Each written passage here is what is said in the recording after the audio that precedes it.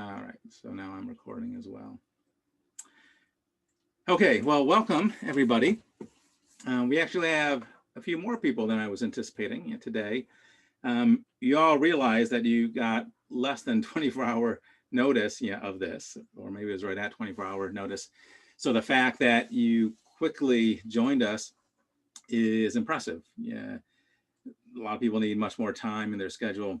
And part of that may be the subject matter that we're looking at today. It is exciting. We're excited to be talking about this today, which is, of course, the collected works of Marie-Louise von Franz.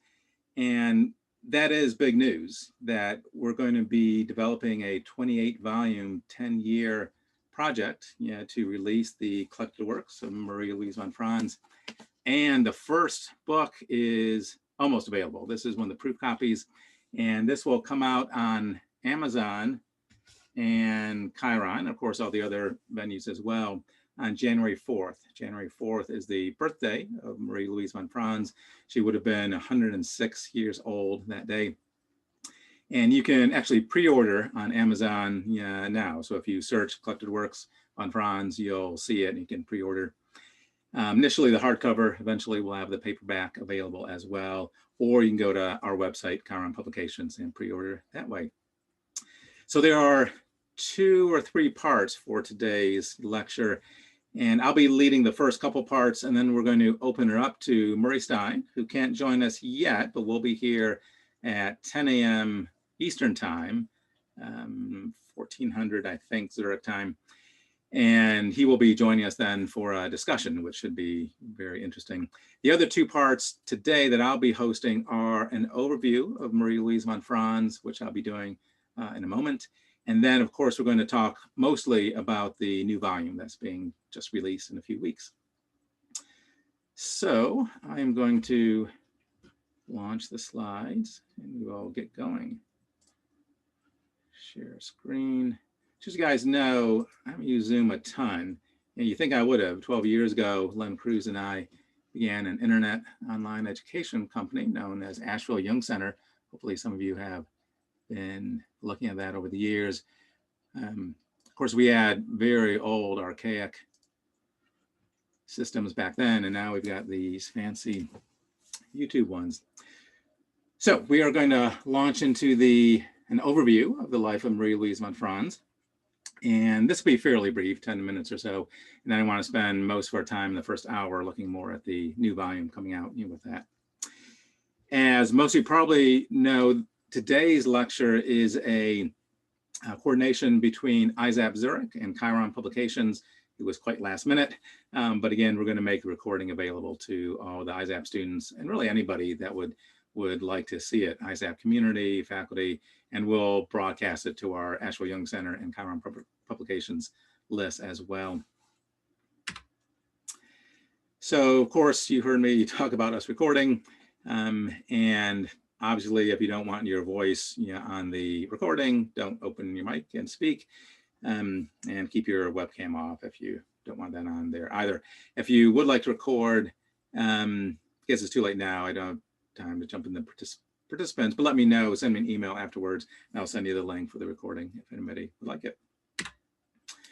So this is the book, the volume 1 of the collected works of Marie-Louise von Franz. And we'll be talking much more about this in a moment, but this is what kicked off all the energy today. This is a different book. This is a 2006 book, also from Chiron Publications. And the reason I'm highlighting this book is that much of this first talk is from this book. And this one is an homage to Marie-Louise von Franz after her death. And it's a marvelous, I was going to say little book, but it's not little, it's a big book. And it goes through Marie-Louise von Franz's life, but also a lot of testimonies of how she touched people. There's reprints of some of the eulogies that were given in her funeral. Just really a neat text. And almost all, if not all, of the photos you'll see today are from this book. So, of course, Marie-Louise von Franz had a mother and a father, as most of us do. She was born on January 4th, 1915, and that's an important date. 1915, for those history buffs, was right in the beginning of World War I. World War I was 1914 to 1918. And her mother was German. Her father was Austrian. And again, if you know your history, which I assume most of you do, yeah, that was a big part of the war. So it was the Allies, versus Germany and Austro-Hungary. Not only that, but her father was a baron and was a member of the Joint Chiefs of Staff of the Austro-Hungarian army. So he was very high up in the military, and her mother was German. She was born in Munich. Yeah, although she was visiting, I believe she was more from Austria at that point. And just another history point, it was the Austro-Hungarian Empire that declared war on Serbia after the assassination of Archduke Ferdinand. And that was the kickoff of the war. So it was her father's country that declared war on Serbia, and that kicked off all the treaties to have other countries join in the war. Her mother was Margaret Suzanne Nation, later von Franz, and Baron Erwin Gottfried von Franz was the father. This is a neat picture. I really enjoyed finding this one. This is her mother, of course. Marie-Louise von Franz is on the lap of her mother, and her older sister, Marie-Anne von Franz, is standing next to her. And you'll see this in most of the family photos. There's the two daughters. There's Marie-Anne, 2 years older, slightly taller, and then there's Marie-Louise there. Here they are a little bit older. In 1919, which again is 1 year after World War I, which is significant, they moved to Rheineck in the canton of St. Gallen, Switzerland. And if you know the map of Switzerland, that's about 1 hour east of Zurich currently, by car. And then in 1921 to 1928, from ages 6 to 13, Marie-Louise von Franz, was in primary school at that point. And in this picture, of course, mother's in the middle. And anytime you see the two sisters, Marie-Louise is typically the shorter one, and Marie-Anne is the taller one with that. This is the family home in Rheineck. Beautiful home with a nice garden. Here are the sisters, different ages. I love the picture on the left, the two girls hugging. Marie-Louise is obviously the smaller one. Next picture, they're a little bit taller, older. In 1928, Marie-Louise von Franz entered gymnasium. And if you know the German or Swiss system, gymnasium is high school with that. It's typically the higher level high school, a little more academic. And the name of high school was Freies, if I'm saying that right. And her sister, Marie-Anne, also entered the same high school. Another really moving picture. I love the eyes just kind of looking at you through this. In 1931, she and her family moved to Zurich, Switzerland. In 1933, and this is where it gets even more powerful, she meets C.G. Jung. And she's 18 at this point and actually still in high school. So when she met Jung in Bollingen with a number of her friends, she was 18 and was about to graduate high school. In September later that year, she graduated, and then the next month she began her studies at the University of Zurich and majored in linguistics with minors in Latin, literature, and ancient history. And again, that makes a lot of sense too, because of course her career was deeply steeped in the classics and the literature and history with that. In 1934, she began analysis with C.G. Jung, and she's 19 at this point. And who begins analysis at 19? That's not very common. I'm sure some of the analysts on today have had teenage patients, but that's really not that common. Analysis is often in the second half of life. And again, it shows the maturity of von Franz that at age 19, she's entering analysis. And at age 20, she begins writing this book, in essence. One of the sources says 24, so it was a little unclear if it was 20 or 24. But either way, she is in her 20s when she begins an amazing volume with this. And she writes these 3 volumes that are now 5 volumes because they're so large. We split them up, but she writes the first 5 volumes over the next 9 years. Here she is at Airnos. She's 21 years old when she attends Airnos. And I believe that's the wall right on the ledge there, kind of overlooking in the valley below. And there she is, of course, with Jung. Here's just another photo. This one is of the Psychology Club, but you see her actively engaged. And at a very young age, she became a member of the Psychology Club of Zurich as well. This is her tower. So we're all familiar, probably, about Jung's tower in Bollingen. Many of you also know that Marie-Louise von Franz also built a tower in Bollingen. And very much following the example of C.G. Jung, there's no electricity, no plumbing. She would go to the wood surrounding, cut her own wood for the stove and the heating. She had a large pond with an abundance of frogs and toads, which I'm told she greatly enjoyed looking at. She was a marvelous teacher, and for most of her life, she was involved in teaching. This particular one is at the Second Bailey Island Conference, and she's in this photo presenting number games of the universe that was later published into the Symbols of the Unus Mundus, 1968. Here she is, lecturing as well at the same conference, and you see her putting up some diagrams. This one I like because it's her and her dog, and how touching is that? So her dog, Nibby, was in Kusnacht, and there she's posing with Nibby. Here's a picture of her writing at her desk. She was a very prolific writer. 28 volumes that we'll be putting out. She wrote many, many books, papers, articles over her long career. Here's her sister, obviously older now. This is Marie-Anne von Franz. And you might have noticed on the pictures, the Marie-Anne was the one that allowed Chiron to publish these books. Obviously, that was many years ago, but more involved in the earlier book, Fountain of Love. Here's von Franz in the field, looking at us. Here she is a little bit later, looking in the distance. And of course, in 1998, she passed on. She was 83 years old at that time. This is a picture of her tombstone. And if any of you have visited Kusnacht, you must go to the cemetery there as well. It's almost a pilgrimage of sorts. If you go there, it's in the front right-hand corner as you kind of go up the hill, of the cemetery, and very close to C.G. Jung. C.G. Jung is just around the corner from that. And she's buried, with in the same tomb area as Barbara Hanna, who she lived with for a number of years there as well. Okay, so that is the first slide deck, and we're going to shift over to the main one now, which is about the book. Yeah.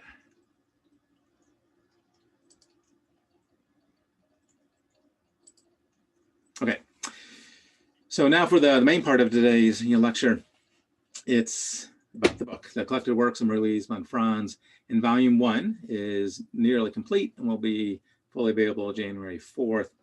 We're making a lot of headway in volumes 2 and 3 as well. So we're anticipating those will be not too far behind, probably in a matter of a month, 2-3 months behind it.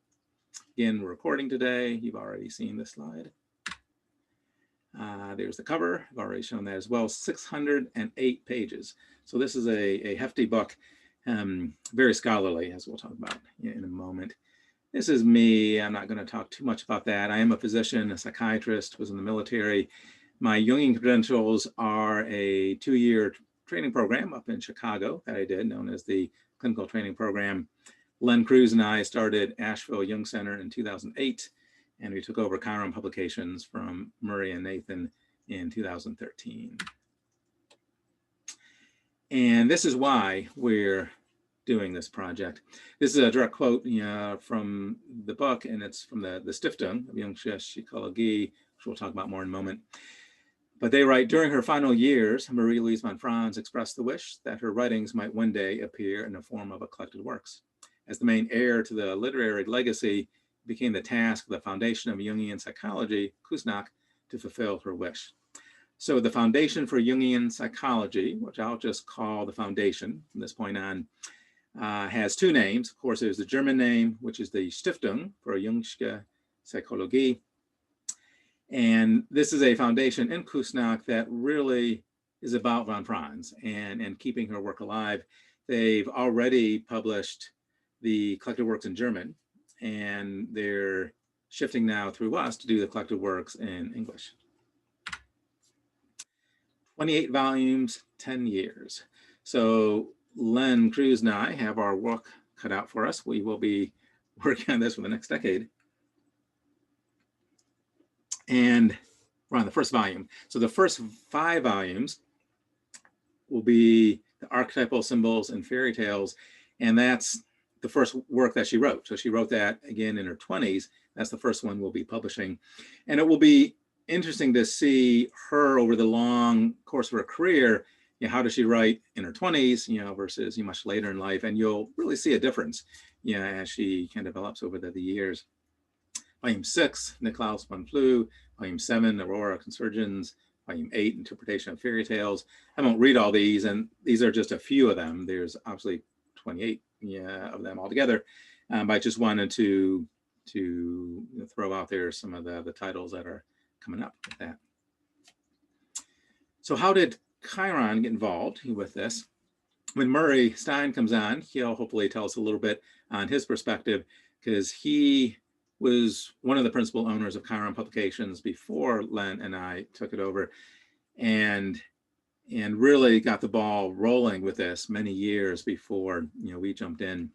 Our first contact was in 2014. We took the company over in 2013. In 2014, we flew to Zurich and had the first meetings. Things kind of stalled for a few years. In 2017, it was revived. And then we got the formal contracts signed in February of this year and dove immediately into the first volume. There's been a lot of people that have participated in this project, and I won't read all these names, but just to tell folks, it's a big project with that. Judith Harris and Anthony Wolfson, you know, were very early into the English version. In 2009, they were urging the foundation to move forward with this and supporting it. Emmanuel Kennedy has been a huge part of this as well, particularly, you know, early on, you know, when we were, you know, first looking at the project. And with the German, you know, collected works, he was deeply involved in that piece as well. Murray Stein we'll be talking to in 40 minutes or so. Paul and Peter Fritz Agency was the kind of legal organization, yeah, and literary agents that kind of guided the project. And Roy Freeman and Anthony Wolfson are the translators, you know, who put enormous effort into translating this volume. And this is the foundation, the Stiftung of Jungsche Psychologie, Kuznach, Foundation of Jungian Psychology. That's their building on the bottom. That's their website, if anybody wants to look at the work they're doing. And this is their current board, at least according to the website.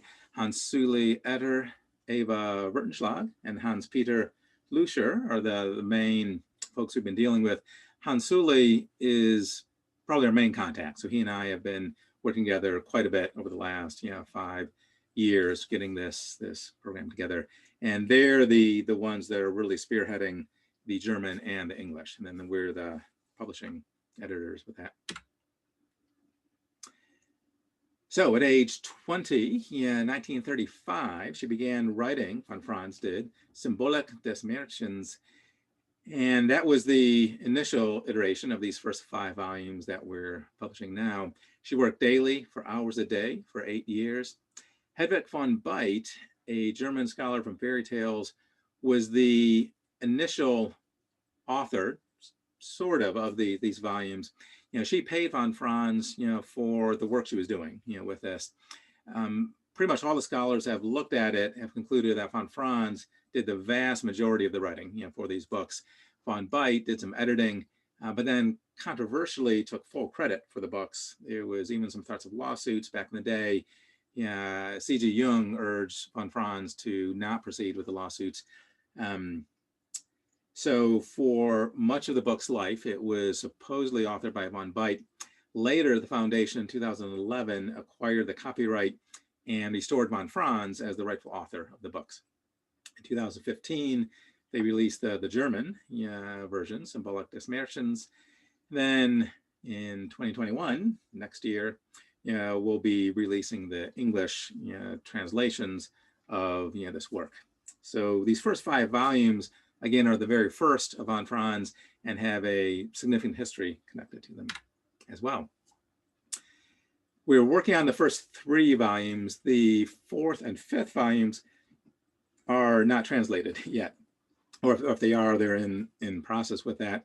So, we don't have access yet to volumes 4 and 5, but we do for 1, 2, and 3.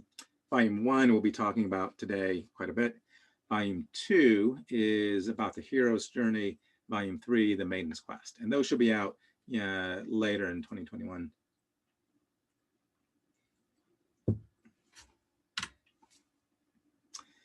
So this is a roadmap of the first volume.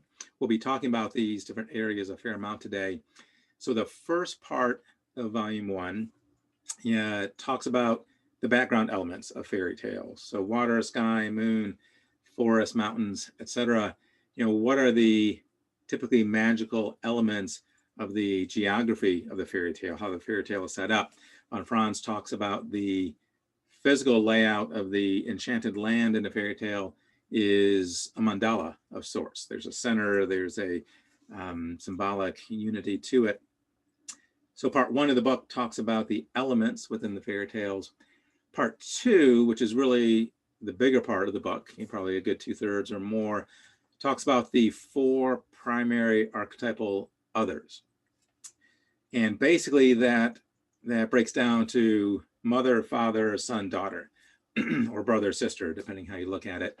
But there's 4, the mother, the father, and that's the great mother, the great father, the archetypal mother and father.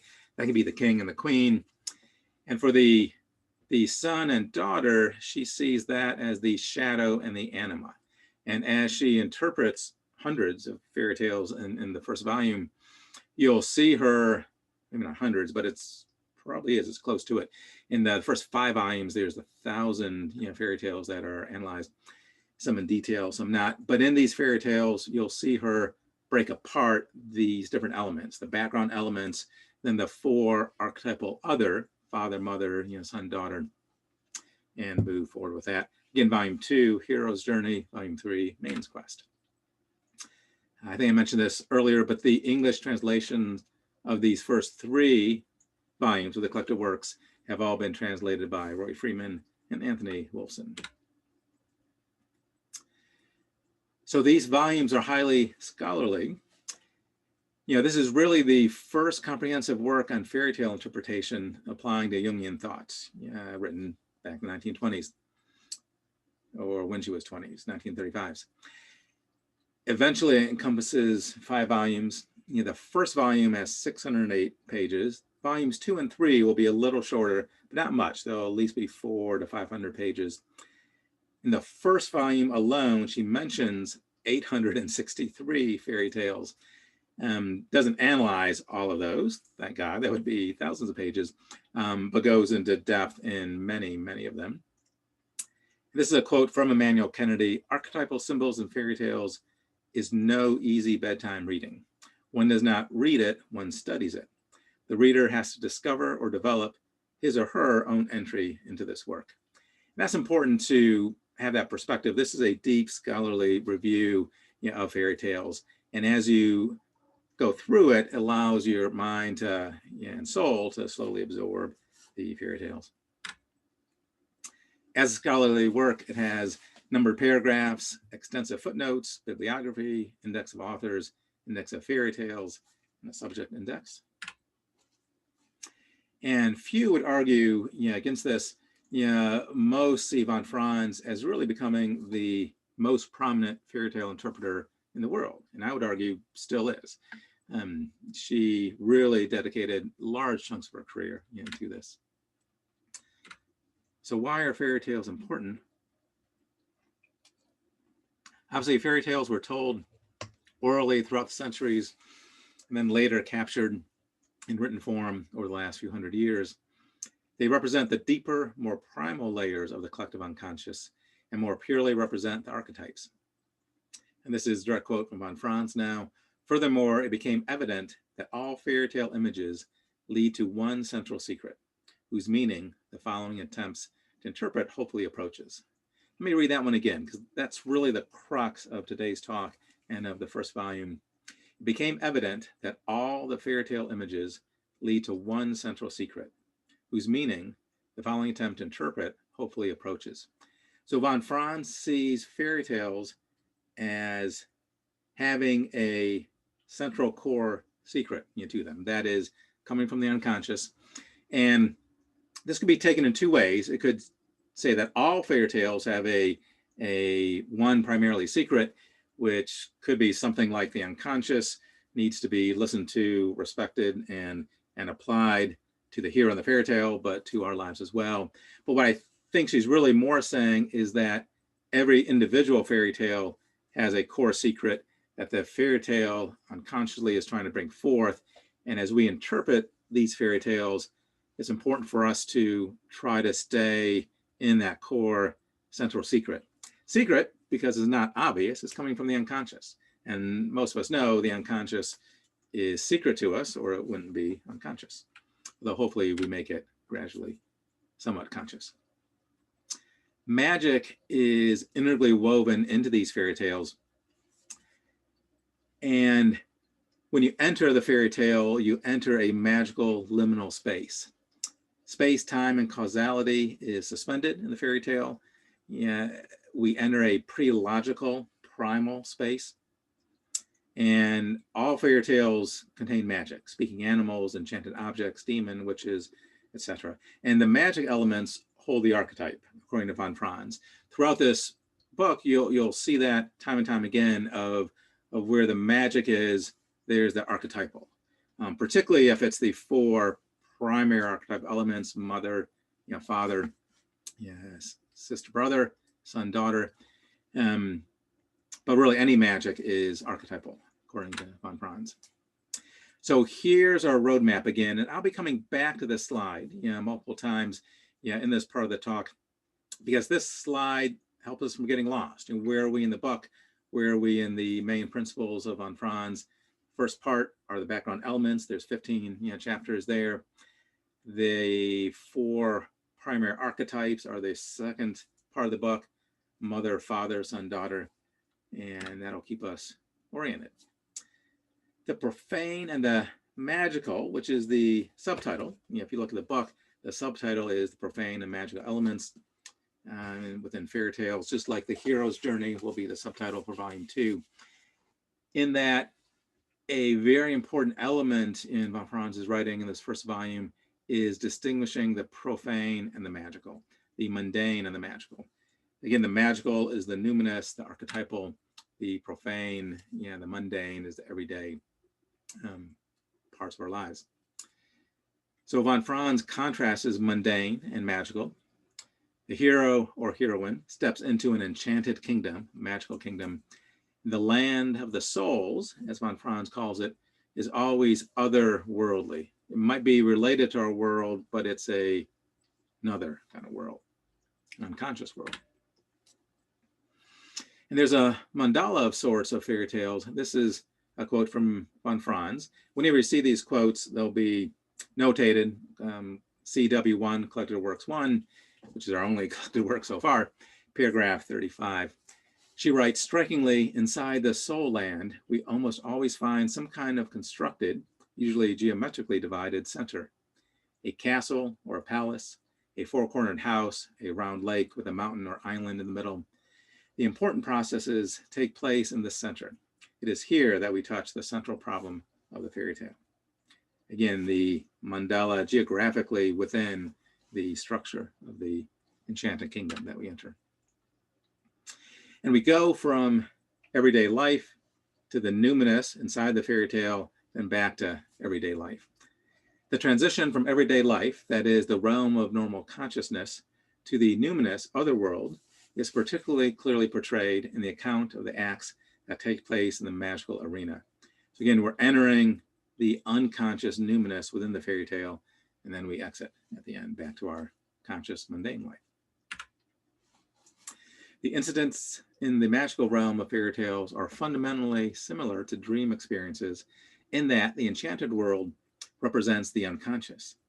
The idea of this immanent world existing continually and adjacent to our normal consciousness is evoked by the intuitive notion that our conscious daily life is always accompanied by an unconscious stream of images that appear at night in our dreams. So von Franz sees dreams and fairy tales as very similar. Both are tapping into the unconscious. Obviously, fairy tales are more the collective unconscious because they're collected over the centuries. And dreams are either, they could be personal unconscious, which is mostly the case, but of course also connect to the collective unconscious as well. So today we have a number of fairy tales.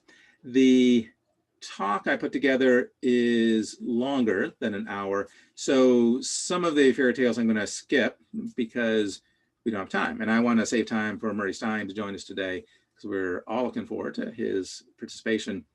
This one, though, we're not skipping, and I will read, but you'll see that some of them I will need to skip over. So this first fairy tale is entitled The Man Who Remained Under the Earth.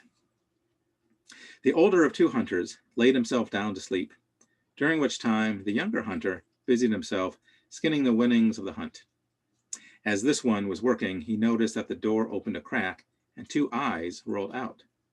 He set out in chase and saw how they rolled over hills, across a river, and up to a fallen cedar tree that blocked the trail.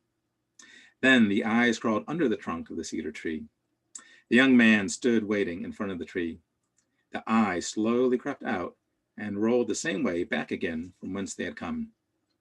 To mark the path, the young man cut some wood chips and strewed them along the way. The eyes rolled back into the hut and into the clothes of the old man lying asleep. In the meantime, their meal, which had been cooking in a pot over the fire, was ready, and the two men sat themselves down to eat. The young hunter asked the older one if he had dreamt anything. The older one said, "Indeed, I had a dream. Under the fallen tree of a cedar tree, I saw a veritable treasure." First thing the next morning, they set out and followed the trail of wood chips all the way to the big cedar. There they began to dig and found a cavern into which the old man crawled. He fell into a living room where a woman was sitting on a bed. She said, "All my life I have waited for you. Finally you have come." She suggested that he stay with her and her treasure, and he agreed. However, he wished to have a word with his partner. She allowed him on the condition that he speak only once. He tried to find the exit, but could not see any way. The woman said, "Just where you're standing, look up and go there." He looked up and saw an open door. The man and the woman went out together and found the young man almost starving from hunger. The older man asked the woman, "Whom should I notify that this young man is close to dying?" The woman brought a small flask out of her pocket and gave the young man a spoonful of the water that was in the flask. He immediately recovered and began to speak. The old man interrupted and said, "Go back to my house and tell my people that I am staying here." The young man set out, and the older man went with the woman back in an underground room. And both of them are still there under the earth. So that's our first fairy tale. Von Franz writes, "The rolling eyes symbolize the wide-ranging clairvoyance of dream consciousness, in which human beings can jump over the boundaries of time and space set by the body and can perceive things from far outside the reach of the senses.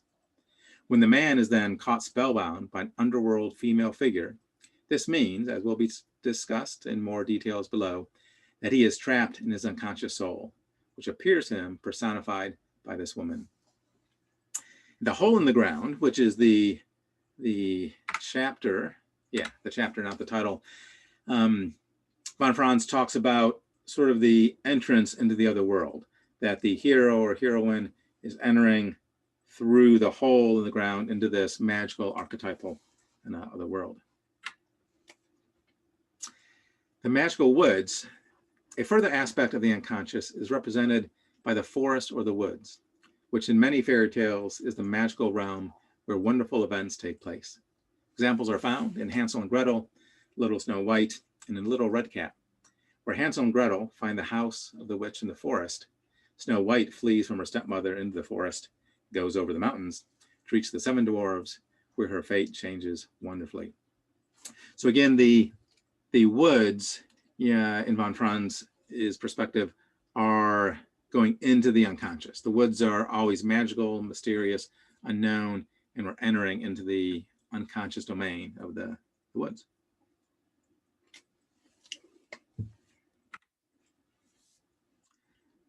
A widespread symbol of the land of the soul is the mountain, which understandably came to stand for the unconscious, since one imagines that their tops are often covered in mist and reach like a transition into heaven.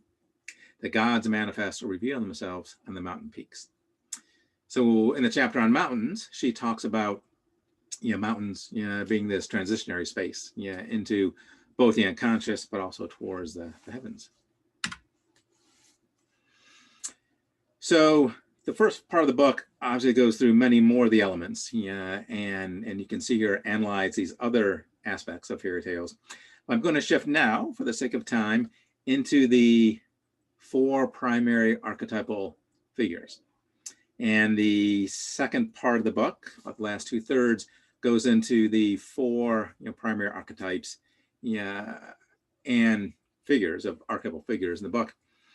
And each one has their own chapter, in essence. Long chapters, but chapters nonetheless. There's the demonic father, the great mother, the demonic shadow son, the magical Anima daughter. Now, if I didn't know better, I would take offense at the gender assignments here, the demonic father, the demonic son, and the great mother, and the magical daughter. But I don't take too much offense, because as you read through, you see it really is balanced nicely. And daimonic doesn't mean demonic, and we'll talk about that in a moment. Daimonic is different from demonic. So don't take offense if you're a male watching this. So magical beings in fairy tales, von Franz breaks them into 2 categories: rulers, authorities, and other, non-ruler, non-authorities. So in von Franz's perspective, in a fairy tale, if there's a ruler or authority figure, if it's masculine, it's typically the father archetype, daimonic father, she calls it. Or if it's feminine, it's the great mother piece with that. And you'll see her analyzing these fairy tales, looking at whether it's the mother or father primary archetype with that. And if it's a non-ruler, a non-authority, then it's a typically magical other. That could be a son, daughter, brother, sister, and the male other is seen as the shadow, and the female other as the anima. I know that's a little bit being gender specific, and if it's a heroine, that can be somewhat different. But in von Franz's writings, which were 100 years ago, and nearly, obviously gender, was seen less fluidly as it's seen now with that. So these are the 4. The first one's the daimonic father. Again, daimonic versus demonic. Daimon refers to a lesser deity or guiding spirit, such as the daimons of ancient Greek religion and mythology. The word means provider or divider of fortunes and destinies. Daimons were seen as the souls of men of the Golden Age, acting as instructive deities. So again, daimon isn't meant in a solely negative demonic sense. So here's a quote from von Franz about the daimonic father. The 2 primordial images that appear in almost every fairy tale, either one alone or together, are those of the father and the mother. These parental images do not carry human or personal traits, but from time immemorial have been granted divine attributes.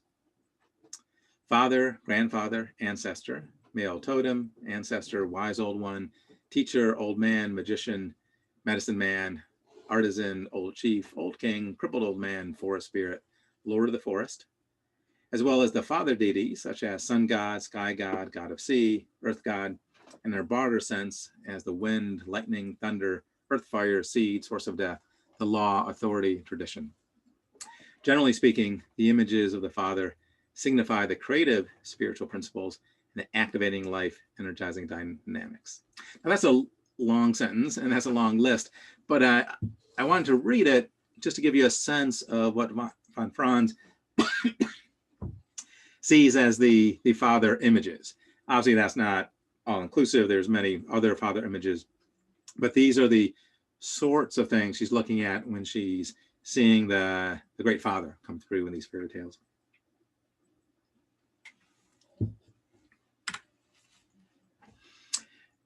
This fairy tale I'm going to skip only because it's the longest one today. But for some reason we finished early, which we won't. I'll come back to this fairy tale.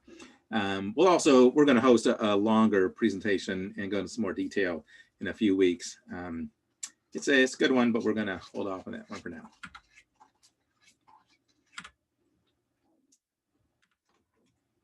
Okay, the Great Mother. So the second section that von Franz talks about, with the archetypal other is the mother. So father, mother, son, daughter.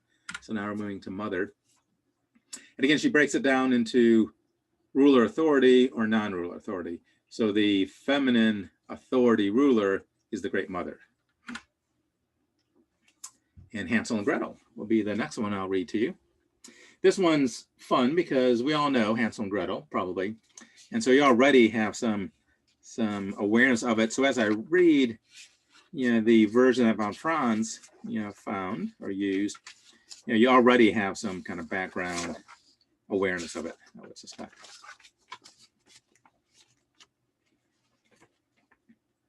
Down by a great forest dwelt a poor woodcutter and his wife and 2 children. The boy was called Hansel and the girl Gretel. The woodcutter had little to bite or break, and once when great scarcity fell on the land, he could no longer procure daily bread.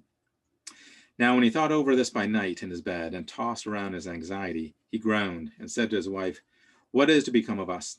How are we to feed our poor children when we no longer have anything even for ourselves?"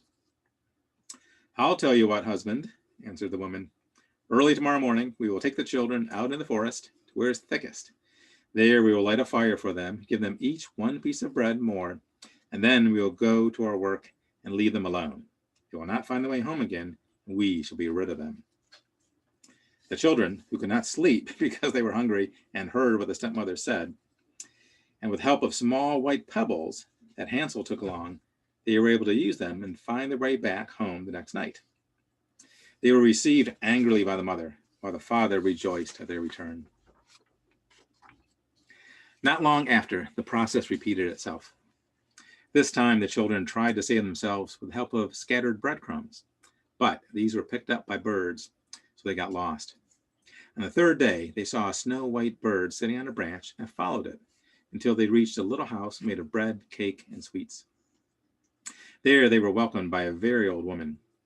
But the next morning, the old witch, the old woman, ate and lost children, locked Hansel in a small stable, and Gretel had to cook food to fatten up her brother. Every morning, Hansel had to put his finger through the barred door so that the witch could feel if he had become fat enough to eat. But he stuck out a small bone, and this fooled the old woman since her eyes were so bad. She was surprised he was not getting fat. She was just waiting to slaughter Hansel and cook him up. Her hunger grew, and she could not wait any more for Hansel to get fat, so she ordered Gretel to crawl in the oven to check the heat. Of course, she wanted to shove Gretel in and cook her up. But Gretel saw what she had in mind and said, I do not know how I am to do it. How do you get in?" "Silly goose," said the old woman. "The door is big enough. Just look. I can get in myself." And she crept up and thrust her head in the oven. Then Gretel gave her a push that drove her far into it and shut the iron door and fastened the bolt. Oh, then she began to howl quite horribly, but Gretel ran away, and the godless witch was miserably burnt to death. They collected some precious stones and pears and set off through the forest. A duck helped them get over a river, and they found their way back home and threw themselves into their father's arms. The man had not known one happy hour since he had left the children in the forest. The woman, however, was dead. Gretel emptied her pinafore until pearls and precious stones ran about the room, and Hansel threw one handful after another out of his pocket to add to them. Then all anxiety was at an end, and they lived together in perfect happiness. My tale is done. There runs a mouse. Whoever catches it may make himself a big fur cap out of it. So Hansel and Gretel, and of course von Franz then dives into an analysis of it. The negative power of the mother appears clearly here in two figures simultaneously, as the demonic primitive witch and the wicked stepmother. That the mother also died after the destruction of the witch proves the secret identity of the two women. While the stepmother is characterized by callous hardness, and she provides nothing to eat, the witch, on the contrary, is at first giving and hospitable. Providing food and nourishment is, as we will show, the prerogative of the great mother goddess. The cake house in Hansel and Gretel is, however, not a case of kind donation from the great mother, but a trick of the witch to attract the children and to eat them. This negative side reveals itself to those who lose themselves in such deception, that is, in wishful fantasies of childhood, and so they tarry into the danger of being eaten by the unconscious. In the fairy tale Hansel and Gretel, one cannot consider the evil stepmother generally as only a negative aspect of the great mother. She is also a part of the Anima, the soul of the father, as a wrong or evil spirit that takes possession of him, drowning out his original being, her evil whisperings. Meaning that the evil stepmother to the father has an Anima energy, and to the children, of course, has a demonic in this case, mother energy. A bird leads the children to the witch. The bird is a symbol of the intuitive ideas, flights of fancy, and this streaming out into the air invites the deadly power of the unconscious to come forward. Overcoming the evil mother takes place in oneself, because the oven in which she burns is a maternal symbol. In the center of unconscious, a reversal takes place, in which the negative aspect is destroyed and turns positive, then reveals itself in the form of the treasures that Hansel and Gretel take home. This tale portrays the transformation of the mother imago. This transformation is performed by the fire in the oven. The hidden inner fire, a symbol of passion, is in the magic realm a common attribute not only of the Father God, but also of the Mother Deity, who, as Mother Earth, carries a fire hidden in her depths. This one's inner fire, the mother substance, and the unconscious soul power is purified and transformed by it. The transformation of the mother, of matter, by self-destruction, is one of the basic motifs of all fairy tales, which primarily portray images and functions of the mother archetype. So that's Hansel and Gretel. I'm going to read, this one's very short, and I chose it partly due to the neat interpretation, but also von Franz loved toads and frogs, and this is a toad story. There once was a little child whose mother gave her every afternoon a small bowl of milk and bread, and the child seated herself in the yard with it. But when she began to eat, a toad came creeping out of a crevice in the wall, dipped its little head in the dish, and ate with her.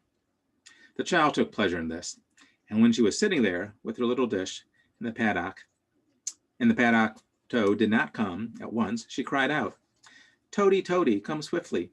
Hither, come, thou tiny thing. Thou shalt have thy crumbs of bread. Thou shalt refresh thyself with milk." Then the toad came in haste and enjoyed his food. It even showed gratitude, for it brought the child all kinds of pretty things from its hidden treasures, bright stones, pearls, and golden playthings. The toad drank only the milk, however, and left the breadcrumbs alone. Then one day the child took his little spoon and struck the toad gently on his head and said, "Eat the breadcrumbs as well, little thing." The mother, who was standing in the kitchen, heard the child talking to someone. And when she saw that she was striking a toad with her spoon, the daughter was, the mother ran out with a log of wood and killed the good creature. From that time forth, a change came over the child. As long as the toad had eaten with her, she had grown tall and strong. But now she lost her pretty rosy cheeks and wasted away. It was not long before the funeral bird began to cry in the night, and the redbreast to collect little branches of leaves for a funeral wreath, and soon afterward, the child lay on a funeral stand. So, sad story.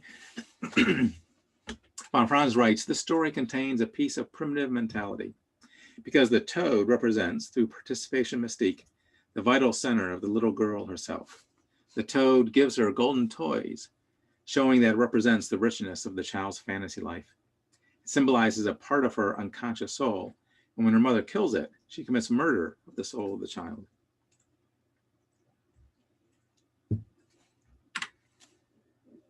The maternal significance of the toad is, of course, not limited only to the positive aspects.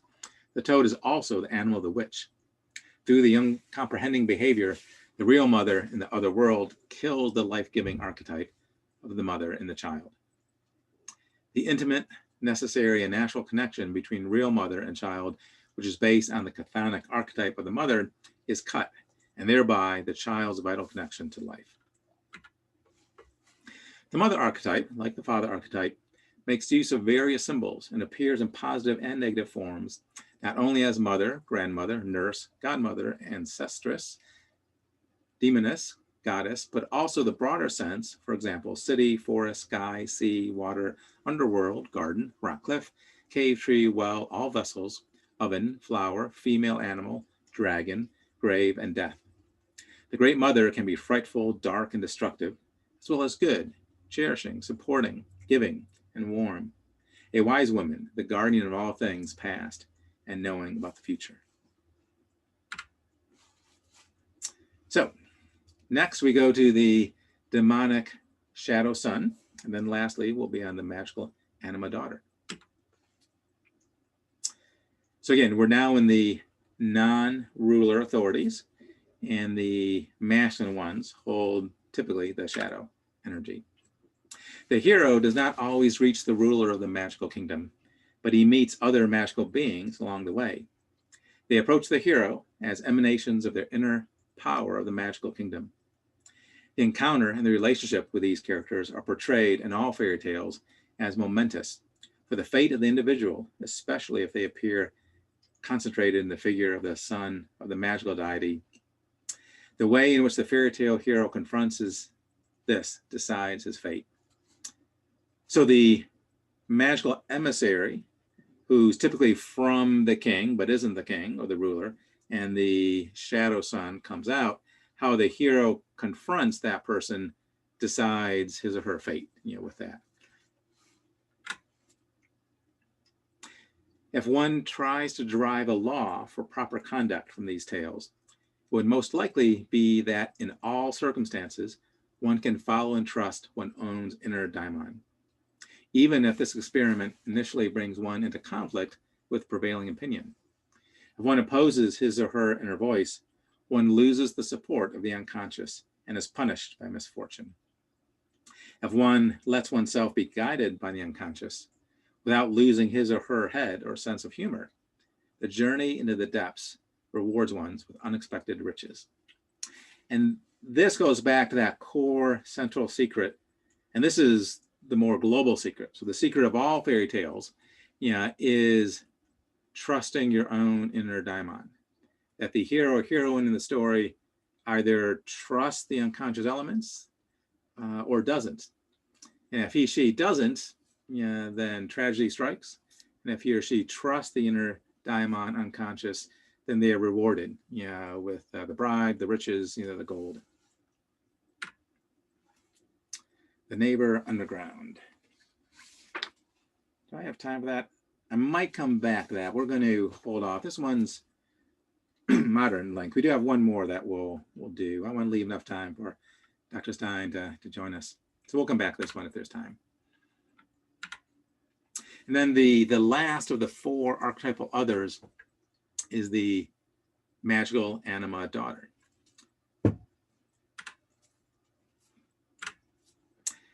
The character of the mysterious woman appears in fairy tales with divine, demonic, or animal attributes. Most of the stories point to the wonderful way in which this phenomenon, emerging from the other side, enters into the life of a person, such as when the fairy tale hero gains a human wife who is related to the magical realm. She also corresponds to the female figure of the soul that tends to occur in the dreams of men, and to whom Jung gave the name Anima. She embodies psychologically the irrational and often unconscious feelings in a man that sometimes can rise to illogical effects. At the same time, like the figure of the shadow, this female figure personifies the unconscious with both its friendly and threatening content. Again, this is a little dated with current gender theories, but seen through the time, the anima was represented in this way. This elfish phenomenon is evident in fairy tales, as in the dreams of individuals, that describes the nature creature's dual aspects, sometimes positive, sometimes negative, old or young, mother or girl, fairy or witch. The anima has a wonderful knowledge of the secrets of the magical world and confers a certain clairvoyance of unconscious realities. She possesses the medicine of immortality and is actually immortal since she stands outside of time. So let me read this one, The Tailor and the Treasure.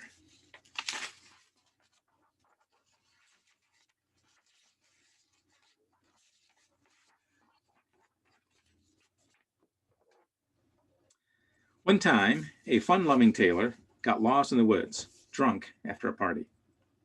There he came across a treasure cave in the center of which stood a beautiful maiden. She said that he could own everything there if he could kiss her without flinching. The tailor agreed, but with the first kiss, she turned into a hideous crocodile. The second time, into a ghastly toad. When at the third kiss, she changed into a coal-black, hairy, and bleeding billy goat, the tailor became possessed with fear. Dread overcame him, and he took flight with great leaps out of the hall and out of the cave. A hurricane drove him, roaring and crashing, down with such might they could no longer hear or see. He fell down deadly tired at the foot of a cliff. When he aroused himself again, he could not find the opening in the rock face. He crept sadly away, and from then on, never could he hear talk of a billy goat without getting angry.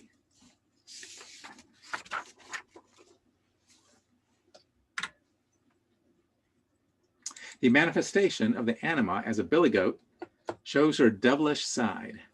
With the introduction of Christianity, the chthonic father deity took the form of the devil. The anima then also assumed a similar form as his daughter. In particular, her nature daimonic being instilled fear in the man. Her animal aspects mean psychologically that the anima first appears the animalistic side of the man. He must lovingly accept and embrace this side in order to win the human values from the experience. For concealed behind the animal shape or garment are the higher forms of the anima. So, exactly 10 o'clock.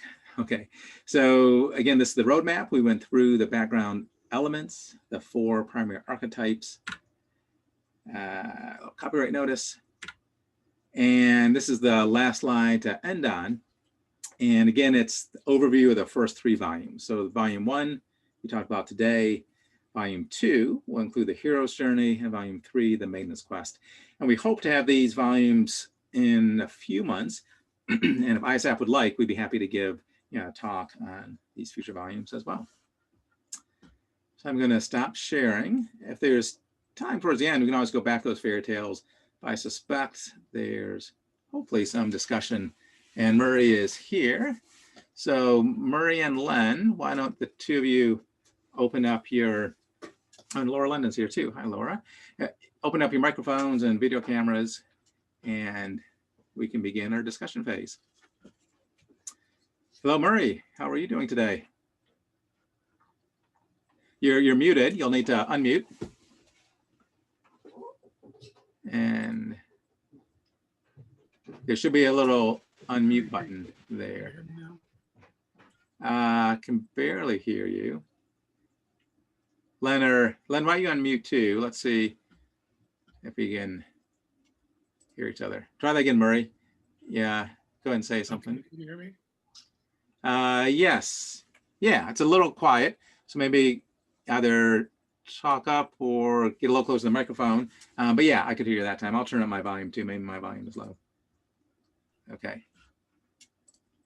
Okay, how's it going, Steve? I just got the end of your lecture there. Mm-hmm. And you sense there's some excitement for this important new publishing venture that Chiron is setting out on, collected works of von Franz. Wow. Yeah, it's been neat. Yeah, we had a very short ability to bring people on. 24 hours ago, we announced the talk. So I'm really impressed that there's over a dozen kind of here. Our main goal, though, is we'll repost this, to make it more available broadly. But yes, excited to be here. We've got, here's my volume. I'll be sending one out to Murray. I think it may be. Yes, yeah, so it's exciting. That's finally here. January 4th is the release date.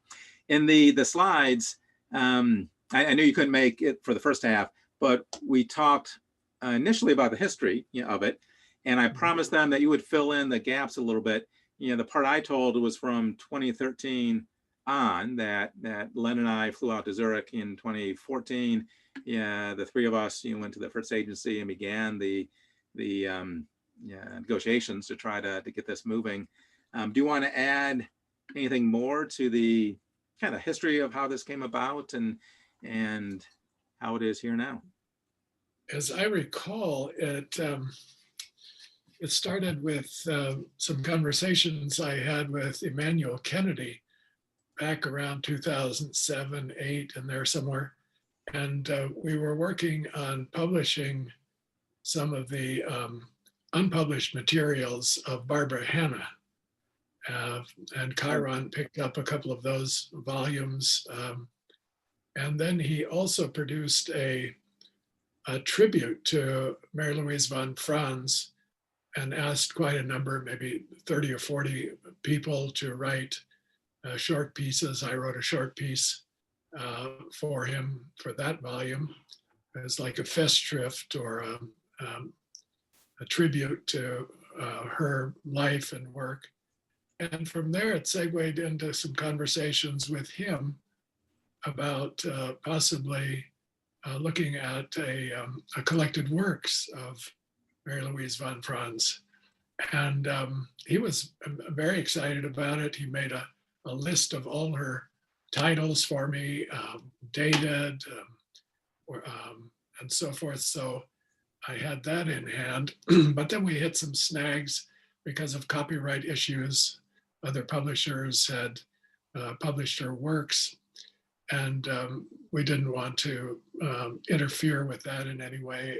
And there were snags, other snags as well, I think, within the von Franz committee that has responsibility for oversight of her publications.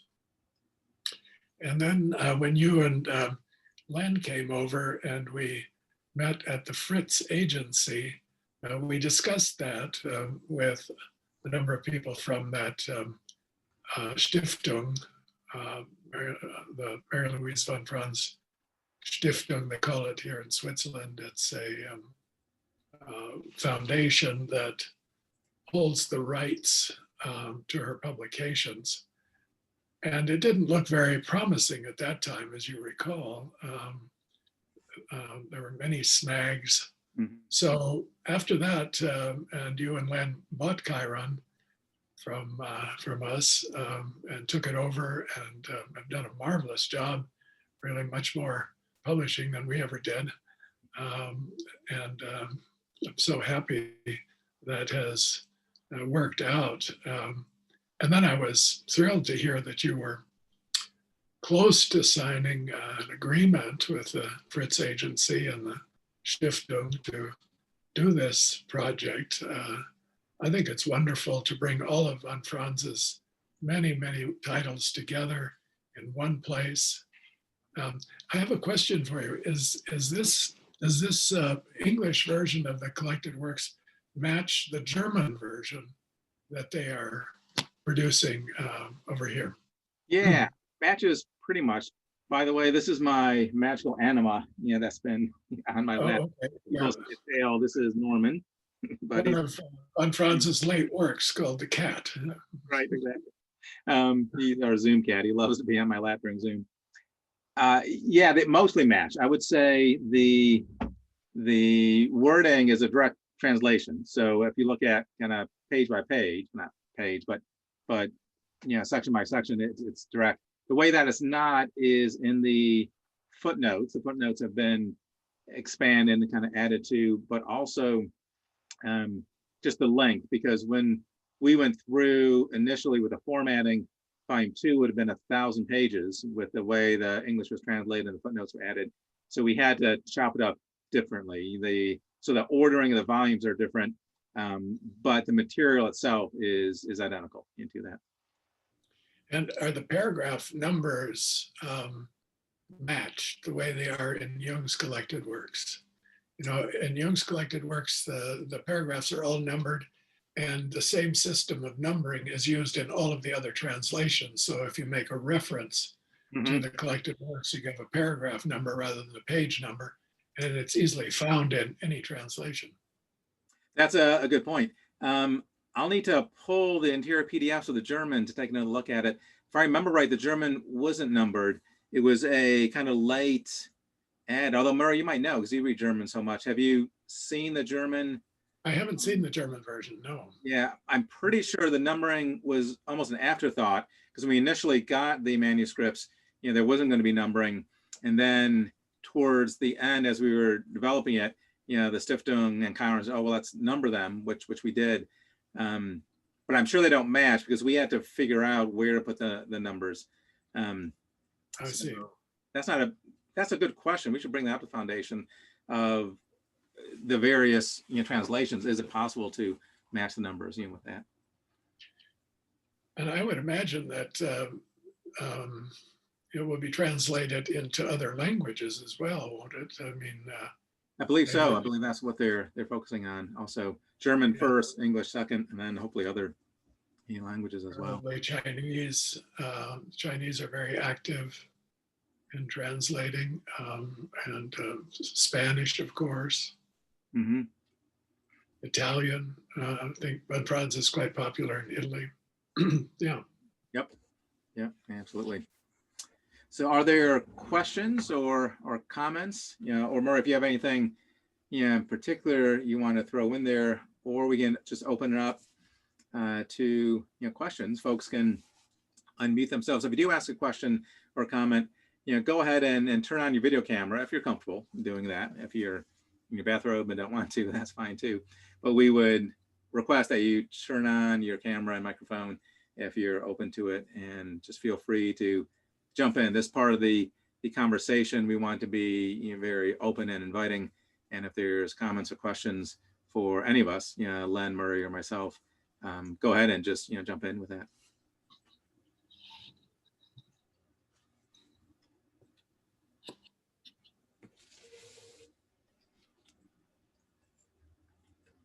I know it's hard in the beginning, and people don't like to be the first one to say something.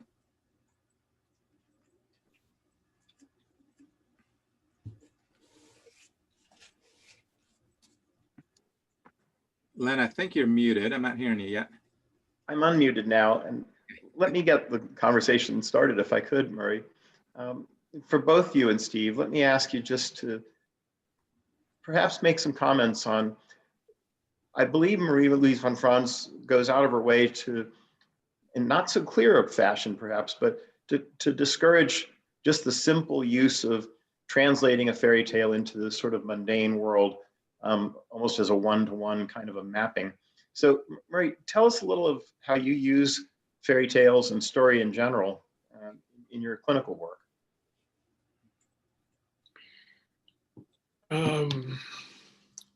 Well, as you well know, and I'm sure everybody who's listening to this is very conversant with this topic, that when we receive a dream in analysis, there are several steps that we take to talk about the dream and to work with the dream. The first being, we ask for personal associations. We ask for a detailed account of the dream, personal associations to parts of the dreams.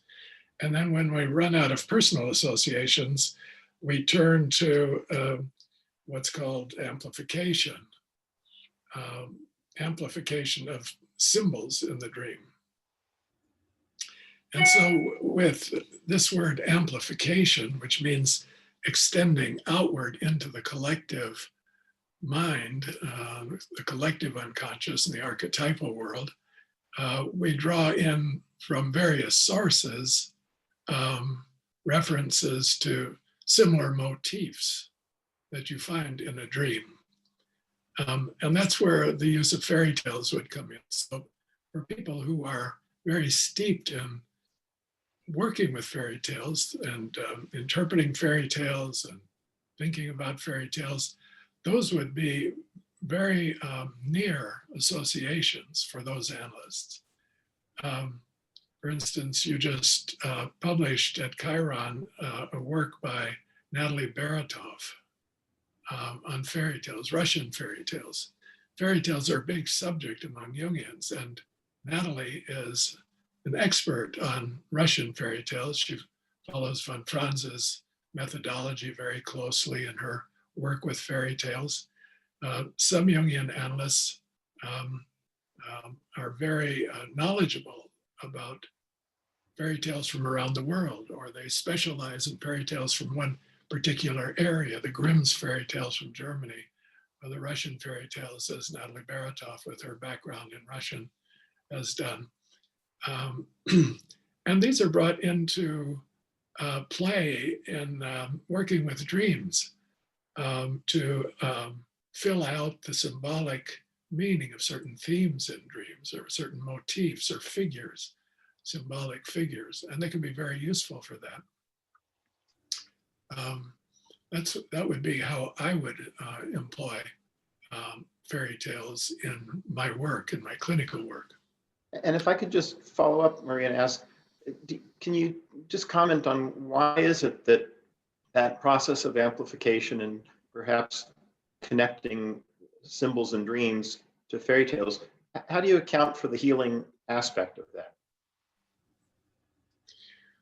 Well, there are many different ways to answer that. One of the most frequent responses to that question would be, it tells a person that they aren't in this alone.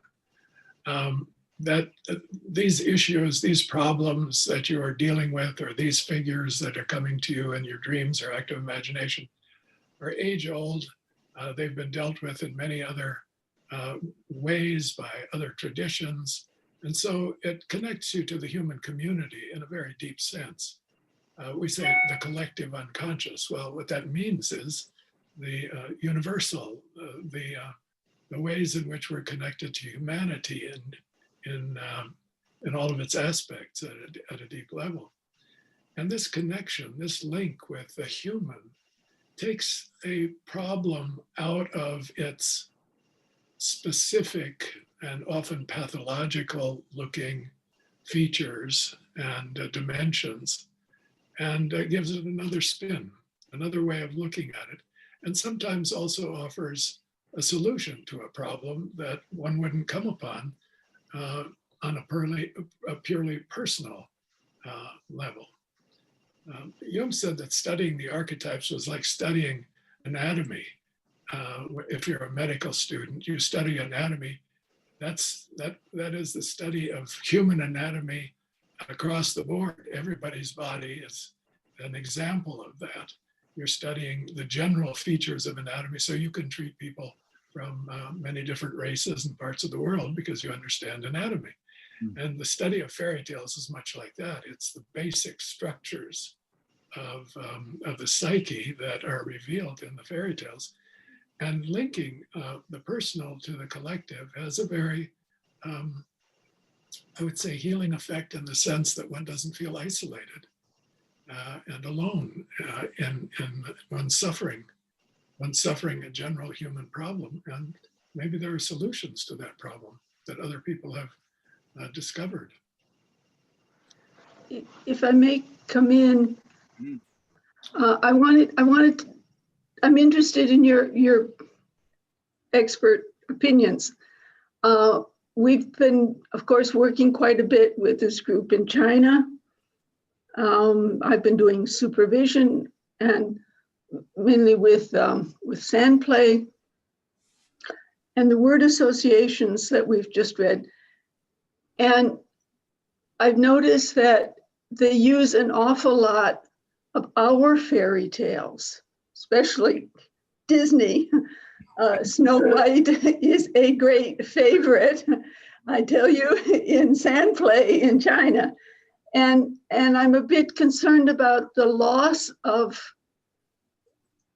native fairy tales and the universality of some that are taking over and impoverishing the wealth of native tales, symbols. I don't know what you think about this.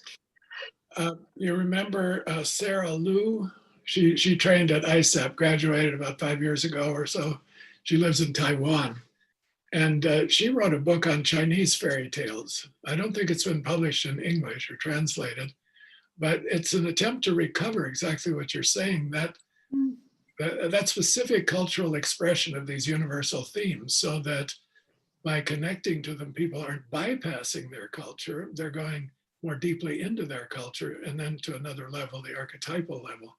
But I think that's very important work to do for the Chinese to do, to recover their own symbolic tradition, let's say. It is.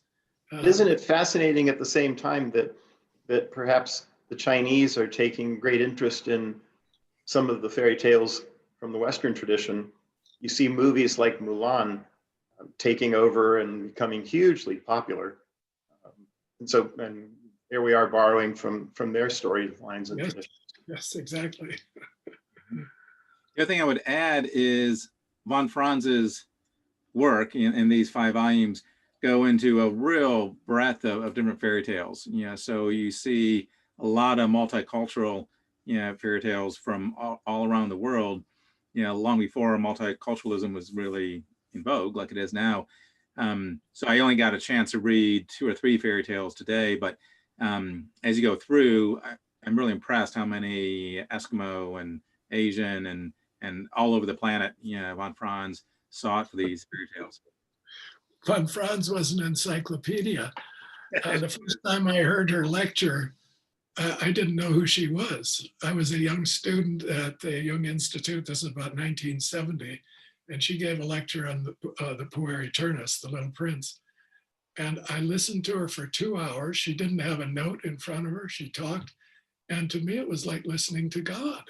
She knows everything from all around the world. She was an amazing encyclopedic mind with a tremendous memory. And she could pull that all together instantly. That was her genius. So what you see in that book wasn't just written in the book. That was in her memory base. And she could pull on that at a moment's notice. And you bring her a dream and she could rattle off 15 amplifications from the world's fairy tales. She was amazing. Marie, how much contact did you have with von Franz, over the years? Well, she was at her prime when I was a student. I was at Jung Institute from 1969 to 73. And she was healthy and really in top form. So I went to all her lectures, and she would lecture regularly. Every semester, she'd give a series of lectures. I didn't do any personal work with her. I was a little afraid of her. I mean, she was such a force. So I just stayed with my analysts quietly and worked on myself. But then I did work with her on a book. I edited the volume called Creation Myths. Those are a series of lectures that she gave at the Jung Institute sometime in the 1960s, I think. And they were in a mimeograph form. And I worked for Jim Hillman at Spring Publications. And he had started publishing von Franz's fairy tale books and some of her other lecture series. And the Creation Myths was one. So I worked with her, but it was at a distance. I worked and I sent her my questions and so on. She was very good, very kind person, easy to work with. She was not a perfectionist, and she had so many other things to do. I think she didn't pay too much attention to it, and she just gave me carte blanche. It was a pleasure to work with her. That was pretty much the extent of my dealings with von Franz. Mm-hmm. Anybody else on today? I see Peter Hamann, I think, is on. Anybody else have any personal connection with von Franz or any recollection, of what she was like? Peter would have lots, I'm sure. Peter, are you able to unmute and open your video? Do you see and hear me? Yes, there you are. Hi, Peter. Good to see you again after all these years. Oh, it's nice. Yeah. I do not have much to tell. I mean, I had, of course, Marie-Louise von Franz was my second analyst. Wow. After the Propedeuticum, I wanted to switch from Yolanda Jacobi to von Franz, and contrary to what you could expect, that went very well because they were not each other's cup of tea.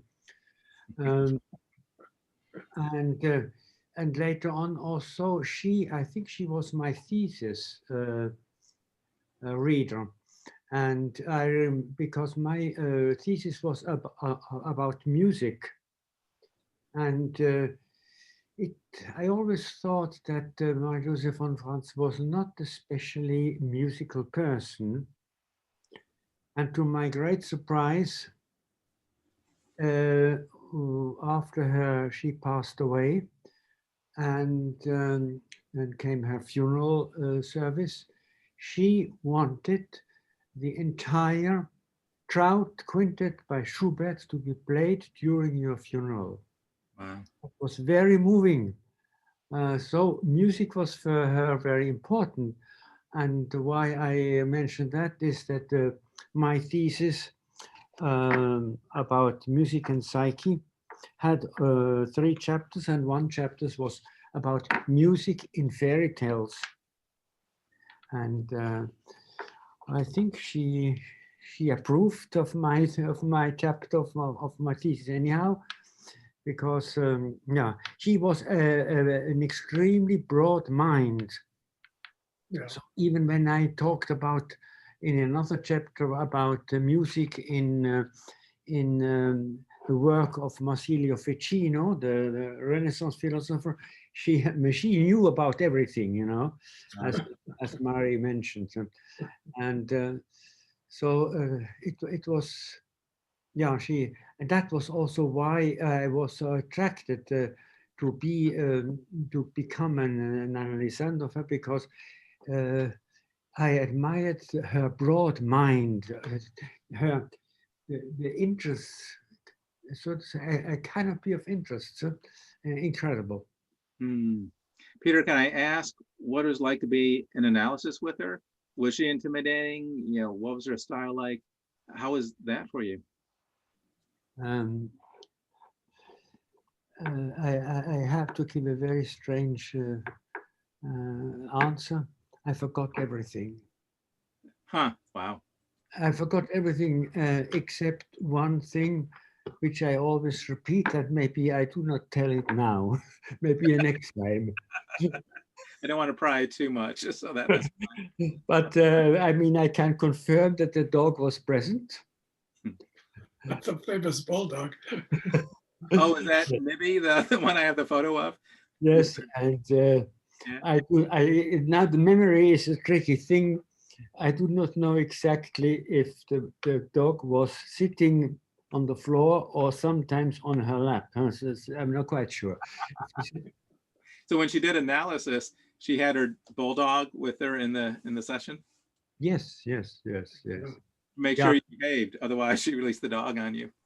That's quite interesting, because I do not have animals, dogs or cats and so, but my sister has dogs, and she sometimes has a dog also during analysis, and she tells me that the behavior of the dog is very significant during an hour, because the dog has an incredible intuition. Huh, is that interesting? My wife Megan is a therapist as well, and since COVID, of course, she's having to do Zoom. I work in a hospital, so I have to go to work every day. but she sits where I am right now. And this cat, Norman, loves being with her. And so when she's doing therapy all day long in this computer, Norman is here for much of it. And she works a lot with children, and they adore the cat. And the cat really does carry a mythos, and I'm sure an unconscious element to it as well. She didn't do that on purpose. The cat just jumps up. But that is interesting that von Franz had her dog doing therapy. And that might have worked into the sessions itself too. Yeah. Yeah, I mean, as Mary said, she was a brilliant lecturer, and I mean, she had no notes, and she talked and quoted things, and that was just extraordinary, and always with passion. Huh? Oh, yeah. She was Lots of passionate, always with great passion and commitment. Yeah. But she was relatively young when, because I was studying from 58 to 65, huh? So she was relatively young. But I mean, when you hear that she wrote that first book, you know, about fairy tales, and she was a little bit more than 20, huh? 20. Amazing. You're so young. Yeah, she's a really. I think Jung called her his little genius, I think. Yes. Yes. Do either of you have any experience of, you know, from afar, it has always struck me that she had that unusual quality of a life that was almost singularly devoted. You know, so many of us are drawn away by a variety of other demands on us. And it doesn't seem as though that was true of her, that she had the ability, or maybe the gift of being able to devote herself to her studies and to her scholarship and to teaching. Was that true as far as you guys could tell? Sorry, did you ask me? Both of you, actually. Can you just repeat? She seemed to have the ability to have a very singular focus on her scholarship and her work. And, you know, she didn't have a lot of other demands, it seems, looking from afar on her life, children and other kinds of things that would pull on people. Was that evident in? I think she was totally committed to Jungian psychology from the time she met Jung. Was she 16 years old or something, until she died? I don't think there was another contradictory or deflecting direction or influence in her life. I think it was very singular. I think she was in love with Jung, not in a sexual sense or an erotic sense, but I think she found her answer in Jung, and she followed it consistently throughout her life. But as Peter says, with passion, it was a passionate commitment to a way of life and a way of thinking that she developed very early and followed consistently to her very last breath. So like that, she was, in a sense, religious, you know, and devoted to that way of being.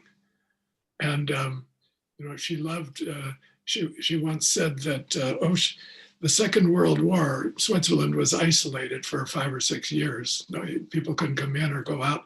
And she said, oh, it was so wonderful those years. We had Jung all to ourselves. Wow.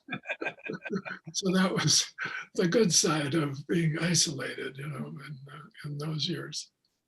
Wow. Yeah, I think I agree with Marie.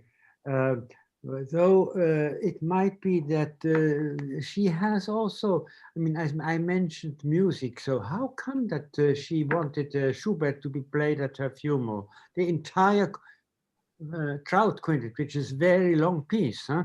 Very long piece, yeah. So maybe she had interests which we don't know so much about her.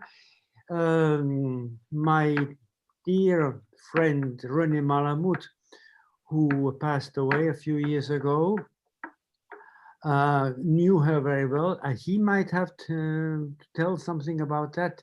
And maybe also Vicky Raif, who accompanied her at the end, maybe another time she will be with us, and she could tell us a little bit something about these secret other interests.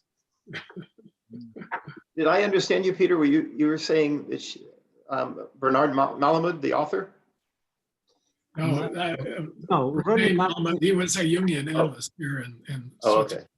okay. René Malamud was a Jungian analyst, a bit older than me, and he, by the way, financed that film about Marie-Louise von Franz, made by François Sellover, which we re-edited about 5 years ago, and in a new version with English subtitles and so on and so on.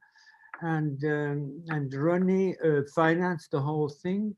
And after having presented the film at ISAP, the day afterwards, he passed away. And he was very devoted to Marie-Louise von Franz, and he wanted absolutely this wonderful document. It's a film of 40 minutes to be re-edited. Okay. Yeah. I wonder if either of you could also comment on another striking feature that I've wondered about is with the degree of acclaim that she secured in her life, there's no evidence that she was inflated by it. She seemed, from all the accounts that we've heard or read, she remained very humble despite that breadth of knowledge and the accolades that she received. Was that true? When I was studying here, the provost of Yale, named Charles Taylor, came, and he eventually trained to become a Jungian analyst in New York. He spent a year in Switzerland at the Jung Institute, and he was so impressed by Marie-Louise von Franz that he offered her a job at Yale, a professorship. Wow. Had she come to Yale, he would see to it that she would have a full professorship at Yale. Can you imagine an offer like that? And she turned him down flat. She said, no, you know, I have my garden here. I have my dog here. I have my patients. I'm not interested in going anywhere. She was very grounded where she was. And you sense that. It's a kind of humility, a connection to the earth, to the place. She was not ambitious. Except when it came to ideas or, and that's an extraordinary thing for somebody so accomplished to be not displaying ambition and that kind of avarice. It's remarkable. She was not ambitious in that sense at all, but I think she was ambitious in promoting Jung's ideas, all her writings, all her lectures. I think that gave her great satisfaction that Jung was promoted. She was a servant of Jungian psychology. She wasn't really an original thinker the way Jung was, kind of came on the scene after Freud and created a whole new way of looking at the psyche. But she promoted and filled out and elaborated basic Jungian concepts in her own way. Would you say that was true as well of her writings on synchronicity and numbers? Because that numbers and time, because that seems more original in her thinking. Jung gave her that task. He said he was too old to write about numbers as archetypes. He gave her a little piece of paper and said, you know, I think the basic form of archetypes is numbers, but I'm too old to do anything with it. Maybe you can do something with it. And so she took that and wrote Number and Time. On synchronicity, she was very close to Wolfgang Pauli. There are stories that they had a quite intimate personal relationship. I think she analyzed his dreams. I don't think she was his analyst, but he discussed his dreams with her. And they took long walks together. And he presented his active imagination, the piano lesson, to her. You know, so they were in very close contact. So she was part of that discussion on synchronicity with Jung and Pauli, you know, right at the beginning. She contributed to that in her book, Number and Time, and she's written on synchronicity quite broadly. So she, again, filled out the basic concepts and took at a distance that Jung couldn't because of age and health issues. And Jung wasn't very good at mathematics. Von Franz was amazing. I mean, she could go into mathematics and study the theory of math, the philosophy of math, talk about the best mathematicians in history as a scholar. And that she just, I was self-taught. She was not a mathematician. Her field was medieval Latin. That's what she majored in. That's what she wrote her dissertation at the university. That's why Jung found her so helpful. She helped him translate the medieval texts, the alchemy texts. She could read Latin like you and I could read English. I'm curious if anybody has questions, from the audience there. If you do, maybe just open your webcam and then we can kind of call on you. But are there any questions? Or you can just unmute your microphone too. Hi, this is Laura London. Can you hear me? Yes. Hey, Laura. Hi, I'm sorry. I'm not prepared to turn on my video right now, and I've got to run because I'm getting ready to record an episode of Speaking of Jung with Dr. Stein about the new BTS album. But I just wanted to say thank you so much for inviting me to the webinar today. And I am so excited to hear about this. I received your email this morning, Dr. Buser. It was the first I heard of this publication, this 28 volumes of Marie-Louise von Franz's work. And I am so looking forward to doing a dozen or so episodes of Speaking of Jung with all of you, Dr. Cruz, Dr. Amen, Dr. Stein, you, Dr. Buser, and I love the cat. Thank you for showing us that. I took a few screen caps that are going to be appearing on Instagram in a few minutes. So thank you so much for this. I'm looking forward to it. Your stories about her, and you reminded me of so much that I've learned about her, and there's so much more to come. So I just wanted to say thank you, and I'm really looking forward to it. Oh, absolutely. Thank you, Laura. Delightful to have you on, and the work you're doing with Speaking of Jung is just outstanding. So we really appreciate that, and we'd be delighted to participate in spreading the word about the collective works. It's we're around 10 years doing it, so you have plenty of time if you want to. Great. I might even change the title of the podcast to Speaking of Marie-Louise von Franz. Oh, wow. That'd be amazing. Okay, I'll see you guys later. Bye-bye. Other questions or comments from anyone out there? I have a question. Yes. I want to see how people think about one of her quotes. I read somewhere a quote from von Franz that she was rather pessimistic about the whole Jungian movement and the whole future of our civilization. I guess I read that in the Festschrift, which Emmanuel Kennedy published.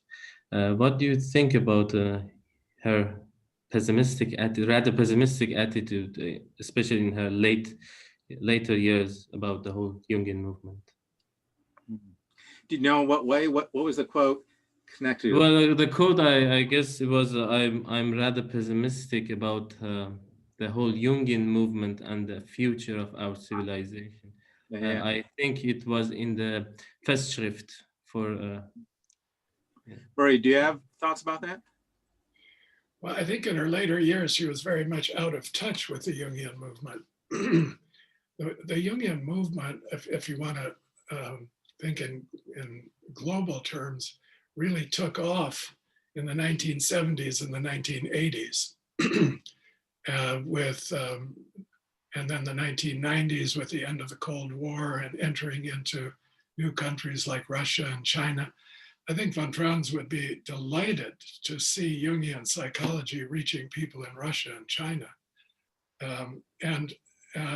and being taught by classical Jungians. What she was, I think, pessimistic about or disappointed was, at her time, it looked like Jungian psychology was going to get swallowed up by modern psychoanalysis, by object relations theory, by the Fordham movement. The ISAP became very important in the 1970s and 80s and very strong in certain parts of the world, including Switzerland to some extent. And I think she saw that as a relapse, losing the cutting edge of Jungian psychology and giving it over to a kind of personalistic psychology that she saw in object relations and the British school and so on. So that may have been the cause of her being pessimistic. And also, I think in her later years, she was suffering from Parkinson's disease for about the last 10 years of her life. And I think that that has an effect on one's mood, you know, that kind of illness. Jung was also rather pessimistic toward the end of his life, and I think that was partly the result of his heart condition. People tend to get depressed in old age, and they see things in a rather dark light, and not that that's necessarily inaccurate. I mean, they might have had a sense of something coming, like what we're living now, in this obvious crisis time in the world. I know Edward Edinger was very pessimistic about the next decades. He died, what, 10 years or so ago. Also rather ill and in old age, but that kind of pessimism, I think, sets in as a consequence of a disappointment in what one had thought was possible, and seeing that maybe it's taking another turn, or it isn't going in the direction that one had hoped or would have wished for. And then there's a kind of pulling back toward the basics. And the people around von Franz, when they formed, they split off from the Jung Institute, that they thought it was going into too much a modern direction, or a direction that was not consistent with Jung's basic ideas and perspectives. They separated themselves from the Jung Institute and established another kind of training program. I think it was an attempt to hold on to what they felt were the fundamentals. They're called the Jungian fundamentalists in the Jungian community. They cling to the fundamental teachings of Jung and von Franz as they were taught and explicated in the 50s and 60s. And when the Jung Institute was founded and set up, the type of training that was available then they attempted to recapture that. But the Jungian world has moved on, and it has integrated a lot of other ideas and perspectives. I think it's been enriched by them, but there's always a danger of becoming too adapted to the big world of psychology and psychoanalysis and everything else that's going on in the broad field, that one loses one's specific orientation. And I think that's what von Franz was afraid of. So this retrenchment to the fundamentals was seen as an attempt to hang on to the basics because she felt that the Jungian world was becoming ungrounded and unconnected. I don't think that's happened, though. And I think what has happened is that the Jungians that I know and work with have digested adequately other psychoanalytic perspectives and connected them to the fundamentals in a creative way that does not lose the basic perspective that Jung put forward in his work. And so there's been a lot of debate about how much to include from other perspectives without losing one's fundamental roots. But this is true of all movements. The Jungian movement is worldwide, includes Jungian analysts all over the world, but beyond Jungian analysts, a lot of other students and scholars in many different fields have taken an interest in Jung. And so as that happens, there's going to be a lot of churning and a lot of debating and a lot of integrating with with the hope that I have that it will enrich the field without losing its grounding in the basic discoveries and perspectives that Jung put forward.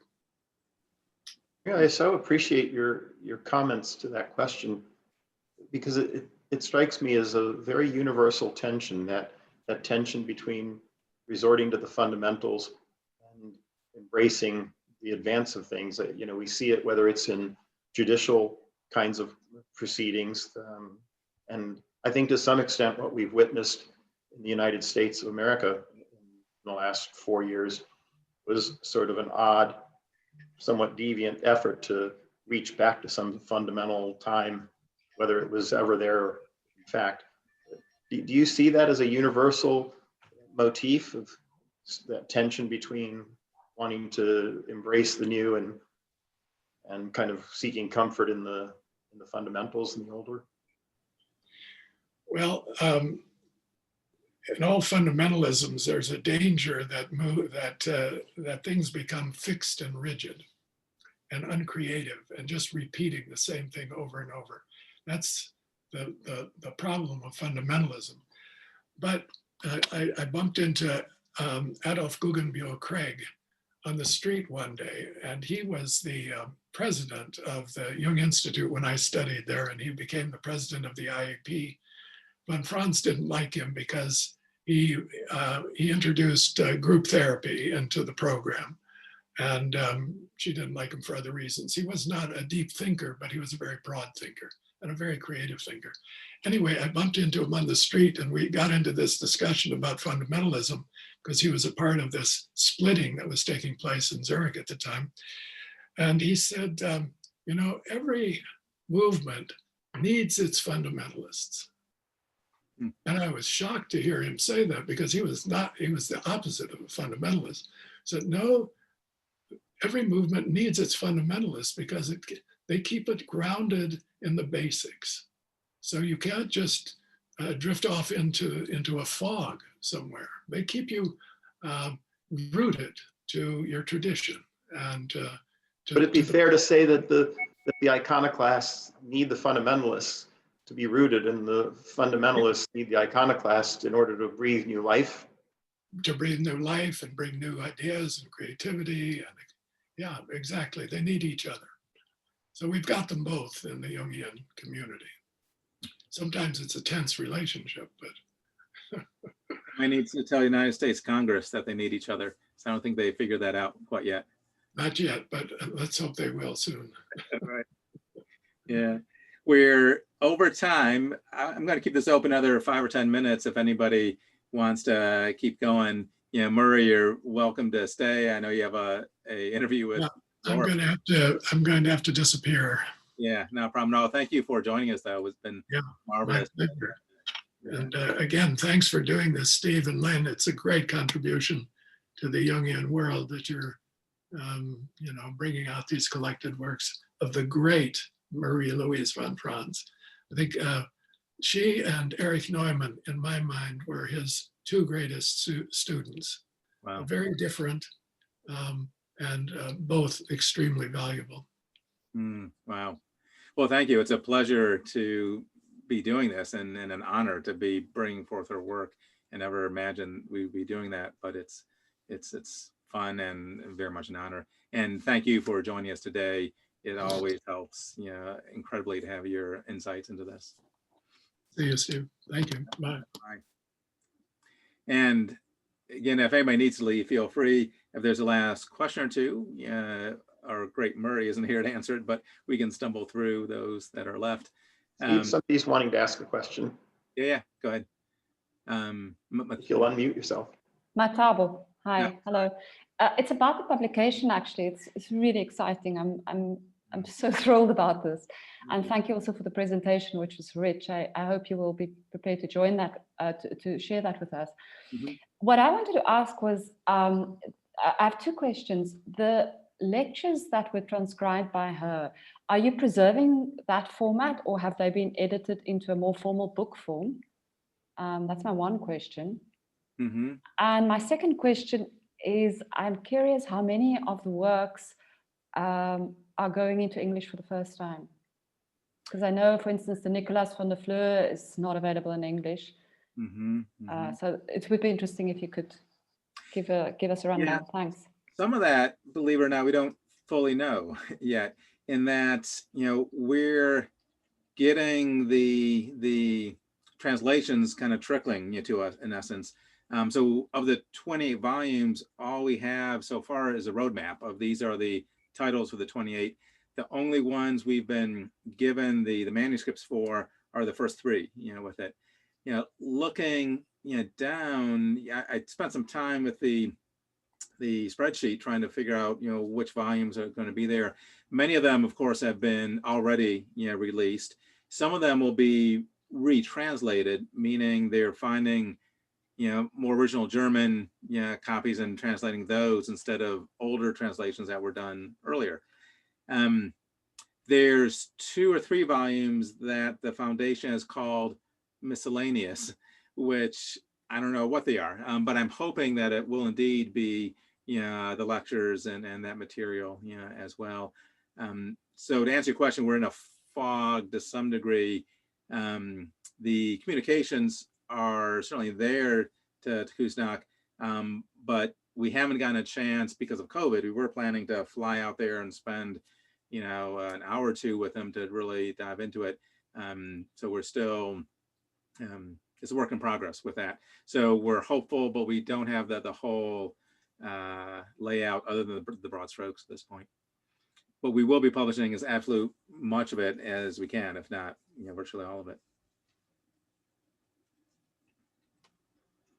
Does that answer the question, sort of? I know I don't really have a... Yes, no, I understand. Of course, this is a mammoth project ahead of you. I'm just very excited, very anxious to get the Nicolas van der Fleur into English. Yeah, good. Very good. Anyway, I actually have, if I may be indulgent, I have a second question. It's a substantive, and it's a pity Marie Stein is not with us anymore, but there was a little bit of talk about fairy tales and culture. I'm quite interested about fairy tales and myth generally, let's say, modernized versions of them or unfolding new myths as we see them quite a bit now in movies. I think that's sort of more the format we're seeing. And I know there are movies coming out that are really adjusting for gender in a pretty aggressive manner. And I was wondering if anyone on the panel would be interested in addressing and saying what they think of that from a Jungian perspective, because my sense is that with quite a bit of what's happening now, we are getting the archetypes wrong. Yeah, and even as I was going through some of the slides and quotes from von Franz, yeah, I was aware of that and trying to kind of throw that in there, particularly with Anima and Animus. You know, those concepts from Jung and von Franz were developed almost 100 years ago, where there was a very clear Victorian era definition of sexuality, of gender, and really not a whole lot of awareness of the more gender fluidity that we're kind of looking at in this day and age. And the collected works are obviously classic, meaning that, you know, we're not adding new material that we're creating. We're taking just von Franz and put it out there. So yeah, there certainly is that element of a more traditional anima, you know, from a male individuating journey, and animus from a female individuating journey. Yeah, do others have thoughts? You know, Len or Peter, or really anybody else have any? Yeah, I'll speak up at what I worry is a bit of a risk that, you know, I read a fair amount of queer theory, and I find that to be one of those domains in current culture that's at that liminal region in which it's not just because it's questioning the binary ways in which we look at gender. Queer theory in its broadest interpretation is really kind of questioning everything, as though to be the outsider, to be the other with intention, is kind of like Murray was speaking about, the iconoclast needs the fundamentalist. Well, I think there's evidence that, you know, among those who are writing and studying in the domain of queer theory, that I think we will see fruits of that in terms of, I don't know if that would also include in terms of the stories that we'll see portrayed, because as I see now, mostly it's female figures that are advancing and strong, capable female figures that don't have to define themselves in opposition to male figures. But I do wonder if we jump ahead, when I look at my daughters in their generation and how little importance they give to gender issues, and they see it as such a fluid thing. I wonder if the stories that they'll be conveying in 20 years will have a lot more evidence of that fluidity. Well, sorry, if I may ask, if I may say something, I think, to be honest, actually, I think Jung did anticipate and understood the fluidity of sexual orientation from a psychic perspective. And I actually think that there is perhaps too much emphasis on this aspect in the material world, in the physical world. And maybe it's only my own prejudice, but I'm slightly concerned about the extent to which this is manifesting in actual physical, biological changes of gender by people, when perhaps what is really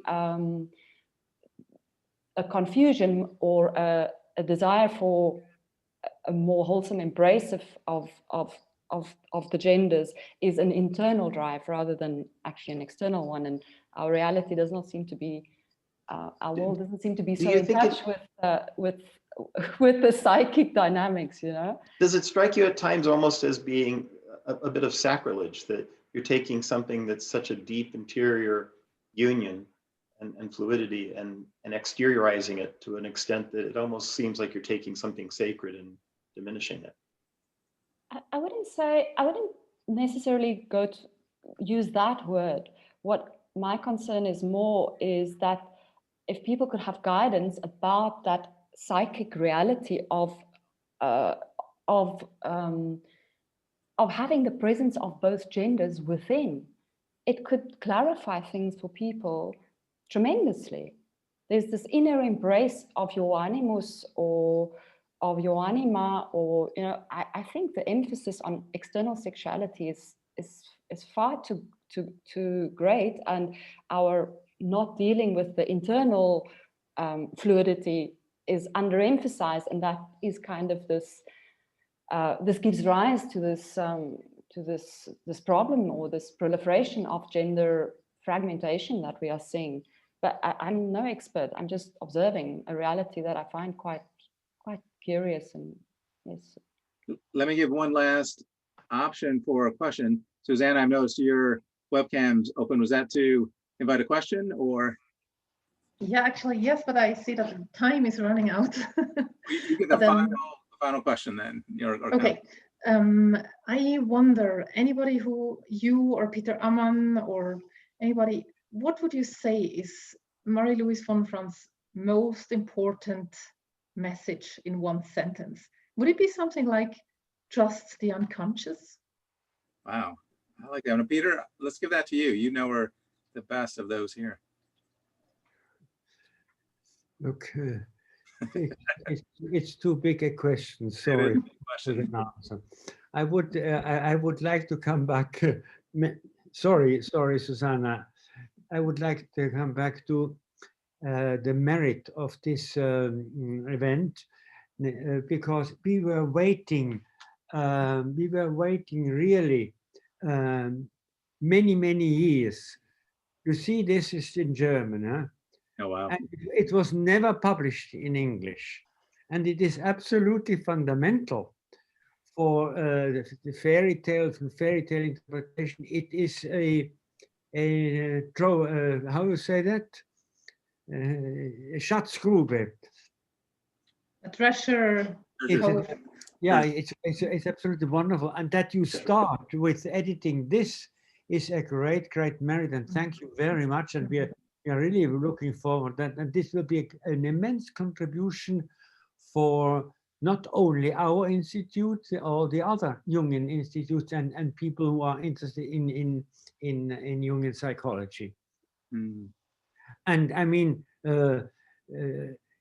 as Marie said, Marie-Louise von Franz did not only make a rehash of Jungian psychology, she contributed original thoughts to Jungian psychology. That she was a really creative person. Huh? Yeah, absolutely. Yeah, thank you so much for that encouragement. Yeah. At the risk of hubris, yeah, I'll take a stab at the question, yeah, Susanna, and I would reflect with what you said as well of the primariness of the unconscious. And there was that quote that we were able to present a little bit earlier of the central core secret of every fairy tale includes the hero or heroine, listening to the unconscious or not listening, to, and in the fairy tales, those that do listen to the archetypal unconscious elements, usually are rewarded, and those that don't, may have tragedy befall them. But yeah, listening to the dreams, the fairy tale imagery, and the unconscious elements is so crucial. But who knows? There's probably folks that Murray could say much better, I'm sure, than that. Suzanne, any last thoughts with that question or anything before we kind of wind down today? Okay. I want to thank everybody for participating. It's been such an honor to birth, this new volume.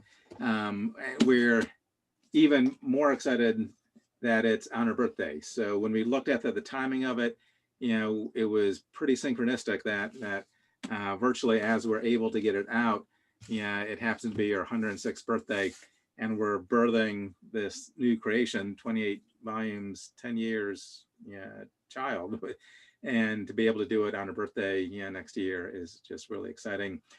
We will try to host these regularly to some degree. I don't know what that means, but as each book comes out, we'll certainly have one. We'll be having other conversations like this, with other institutes and places. And if anybody's not on Chiron Publications email list and would like to be, just go to chironpublications.com, type in your email, and we'll make sure to send you announcements as these are continue for the next 10 years. If it's too many, you can sign off the email list, but we'll be doing a lot of these, I suspect. All right, well, thank you very much. With that, the meeting. Thank you very much. Thank you very much. Thank you. Bye-bye. Bye. Bye-bye. Bye-bye.